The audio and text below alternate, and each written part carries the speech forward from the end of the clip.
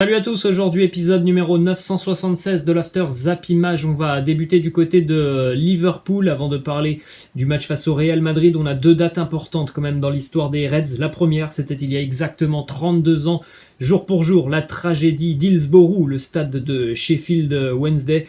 On jouait une demi-finale de Coupe d'Angleterre et malheureusement un mouvement de foule est survenu dans l'une des tribunes du stade. 96 supporters de Liverpool sont décédés lors de ce tragique événement. On enchaîne avec cette autre date, une date un petit peu plus joyeuse quand même du côté des Reds. C'était il y a 5 ans, jour pour jour, Liverpool qui arrachait sa qualification en finale de l'Europa League au terme d'un match complètement fou face au Borussia Dortmund. Je suis sûr que vous vous en souvenez.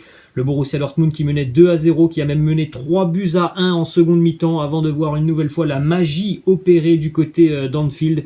Coutinho pour le 3-2, 66e, 78e, Mamadou Sakho, le 3 partout, et 90e, même dans le temps additionnel, Dejan Lovren qui marque le 4e but pour les Reds de Liverpool, cumulé sur les deux matchs, qualif des Reds face au Borussia Dortmund sur le score de 5-4. On enchaîne les amis avant de revenir du côté de Liverpool avec le programme de la soirée en Europa League. On joue les quarts de finale retour. Manchester United reçoit Grenade. Les Mancuniens se sont imposés 2-0 à l'aller. Le Slavia Prague reçoit Arsenal 1-1 au match aller. La Roma reçoit l'Ajax 2-1 pour la Roma au match aller. Et enfin Villarreal qui reçoit le Dynamo Zagreb avec un avantage de 1-0 acquis au match aller. On va donc démarrer cette page Ligue des Champions du côté d'Anfield.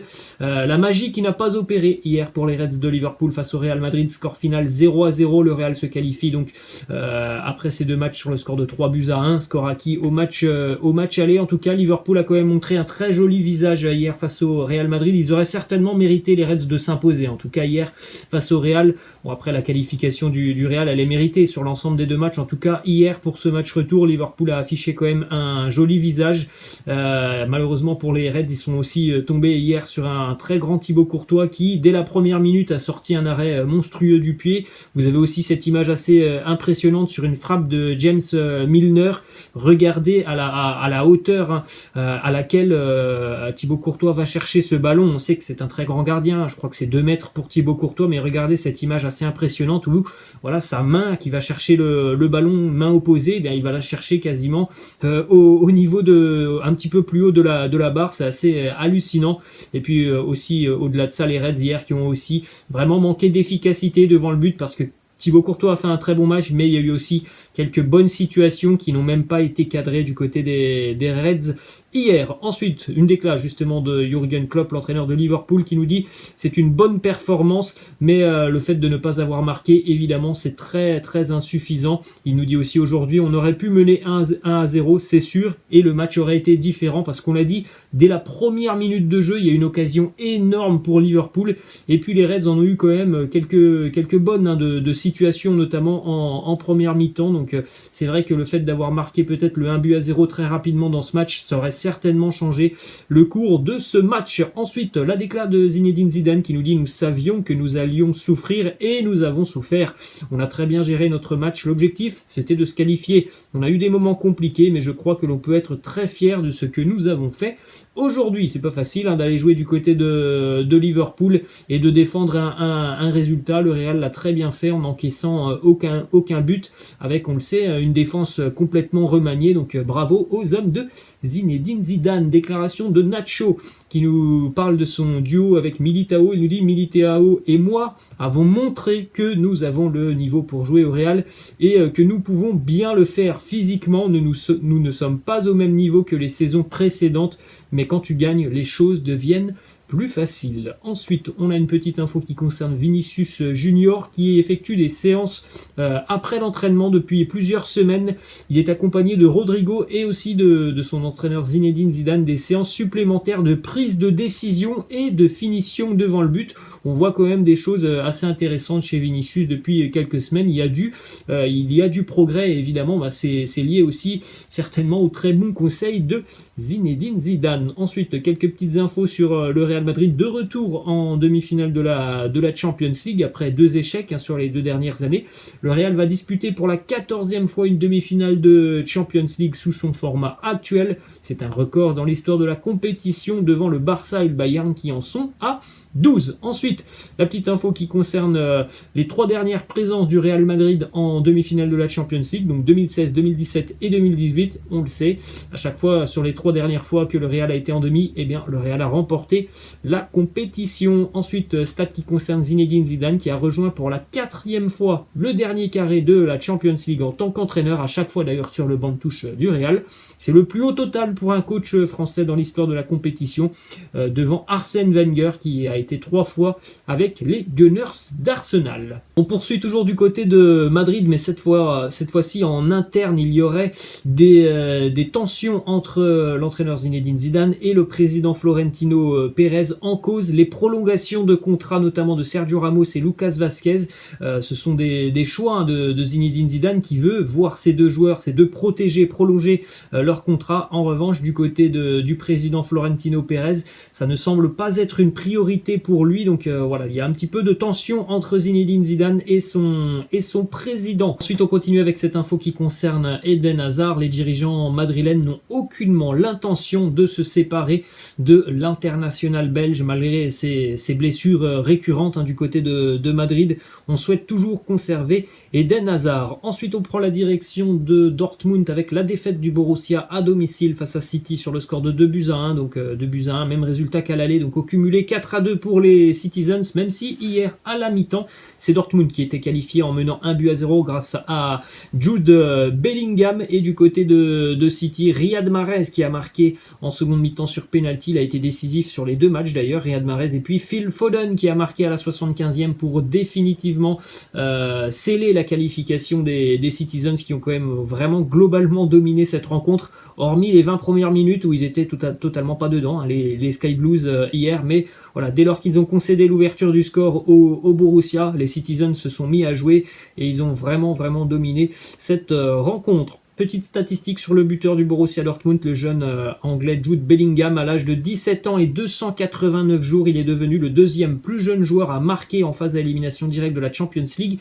derrière Bojan qui avait marqué avec le Barça face à Schalke en 2008. Bojan avait 17 ans et 217 jours. Ensuite, autre statistique, cette fois-ci sur Phil Foden. À 20 ans, il est devenu le 2e plus jeune joueur à marquer lors des 2 rencontres d'un quart de finale de la Champions League, derrière Kylian Mbappé qui lui aussi l'avait fait en 2017, c'était avec l'AS Monaco face au Borussia Dortmund. On enchaîne avec les stats de Erling Haaland qui vit la plus mauvaise série de sa jeune carrière. Haaland qui n'a plus marqué depuis 7 matchs consécutifs, club plus sélection. On enchaîne avec le peut-être futur maillot du Borussia Dortmund qui pourrait sortir dans les prochaines semaines. Un 4e maillot collector pour le Borussia Dortmund inspiré des années 1990. On enchaîne avec les statistiques de ce match entre le Borussia Dortmund et Manchester City. On l'a dit, les Citizens ont quand même globalement dominé cette rencontre. Vous pouvez le voir avec ces statistiques. On enchaîne évidemment avec le tableau récapitulatif des demi-finales de la Champions League. Le Real Madrid va affronter Chelsea et puis le Paris Saint-Germain affrontera donc Manchester City. Ça sera d'ailleurs l'occasion de retrouvailles entre Pep Guardiola et Mauricio Pochettino qui se sont affrontés à de nombreuses reprises entre City et Tottenham. Ça avait été déjà le cas aussi d'ailleurs en Champions League en 2019 où Tottenham s'était qualifié face à Manchester City avec un scénario complètement fou entre les deux équipes. On enchaîne avec ces statistiques importantes du côté du Paris Saint-Germain sur les efforts défensifs réalisés par Kylian Mbappé et Neymar. Regardez en phase de poule les ballons récupérés par Neymar et Mbappé et puis la comparaison avec les 8e de finale et les quarts de finale de la Champions League. Donc voilà, les joueurs qui étaient vraiment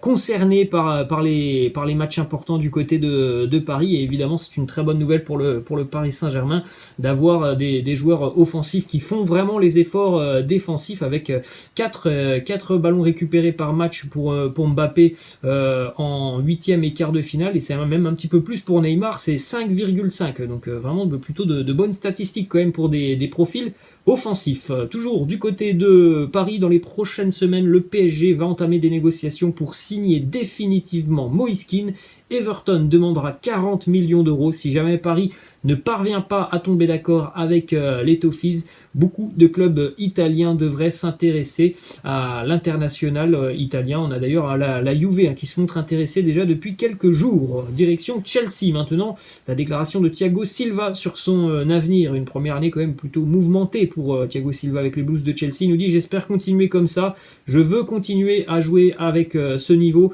et je veux être présent à la Coupe du Monde 2022. Thomas Tuchel fait un travail incroyable ici avec nous. On enchaîne avec cette petite image qui concerne Karim Benzema et Olivier Giroud. On va certainement retrouver sur un même terrain donc les deux joueurs français. Ça sera une première depuis le 8 octobre 2015. Alors il est évident que Benzema sera sur le terrain. Il y a aussi quand même des chances de voir Giroud au moins rentrer en cours de jeu face au Real Madrid. Donc ça sera une grande première depuis 6 ans maintenant qu'on n'avait pas vu sur le même terrain Karim Benzema et Olivier Giroud. Direction Marseille maintenant avec cette info qui concerne Maxime Lopez qui est définitivement transféré du côté de Sassuolo, montant du transfert entre 1 et 3 millions d'euros pour l'Olympique de Marseille. Toujours du côté phocéen, Douye Kaleta-Tchar connaît la durée de sa suspension. Il est suspendu 2 matchs après son carton rouge reçu face à Montpellier. Il manquera donc les matchs face à Lorient et Reims. Direction Barcelone maintenant, ça concerne aussi les sélections sud-américaines. Lionel Messi a conclu un accord pour obtenir 50 000 vaccins d'une société pharmaceutique chinoise. Ces derniers seront destinés aux joueurs d'Amérique du Sud pour pouvoir disputer la Copa América cet été. Ce vaccin doit néanmoins être approuvé par les gouvernements, donc c'est quand même assez fort ce que vient de faire Léo Messi, qui a trouvé un accord avec une société pharmaceutique pour pouvoir délivrer des vaccins à toutes les sélections qui vont être présentes l'été prochain lors de la Copa América. Donc bravo quand même à Lionel Messi si ce projet aboutit jusqu'au bout et si le vaccin est approuvé par les gouvernements. Ensuite, toujours du côté du Barça, on est en discussion avec l'agent de Sergio Agüero. Il est considéré comme l'une des sérieuses options sur le poste de numéro 9. Le Barça va aussi prolonger automatiquement Mingueza et Riqui Puig. Sergi Roberto pourrait lui aussi prolonger de 2 ans, mais pour le moment il n'y a pas encore d'accord. On va terminer les amis du côté de l'Allemagne avec 2 infos du côté du Bayern Munich et puis une du côté du Borussia Dortmund. On démarre à Munich, on ne sait toujours pas si Hansi Flick sera sur le banc de touche bavarois l'année prochaine. En tout cas, on a de nombreuses rumeurs qui envoient Julian Nagelsmann de Leipzig vers le Bayern Munich. On a une déclat de Nagelsmann qui nous dit: il n'y a pas eu de discussion entre moi et le Bayern, idem pour mes agents. En tout cas, du côté de la presse allemande, on semble être unanime. Julian Nagelsmann est le favori pour remplacer Hansi Flick. Ensuite, autre info qui concerne David Alaba qui va quitter la Bavière sur ce mercato estival d'après Fabrizio Romano, toujours très bien renseigné au niveau des infos transferts. Il y a 99% de chances que David Alaba s'engage du côté du Real. Et on termine du côté du Borussia Dortmund avec une nouvelle déclaration de Hans-Joachim Watzke, directeur général du Borussia, qui nous parle une nouvelle fois des transferts. Et évidemment, quand il nous parle des transferts, il nous parle donc de Erling Haaland. Il nous dit: nous n'avons pas besoin de vendre. Si un club veut un de nos joueurs, il y a 2 solutions. Soit je leur réponds: il n'est pas à vendre, soit voici notre prix et il sera vendu à ce prix-là, c'est tout. Donc voilà, du côté du Real Madrid qui est intéressé par Haaland, il y a d'autres clubs aussi. Eh bien, il faudra tomber d'accord avec le Borussia Dortmund qui n'est pas vendeur sur Erling Haaland, mais on le sait, c'était la même chose pour Ousmane Dembélé il y a quelques années. Si financièrement le Borussia s'y retrouve, eh bien au final ils seront vendeurs. Voilà les amis, la fin de cet After Zap Image. J'espère que ça vous a plu. N'hésitez pas comme d'habitude à lâcher un petit pouce bleu. Je vous laisse et je vous dis à la prochaine. Ciao!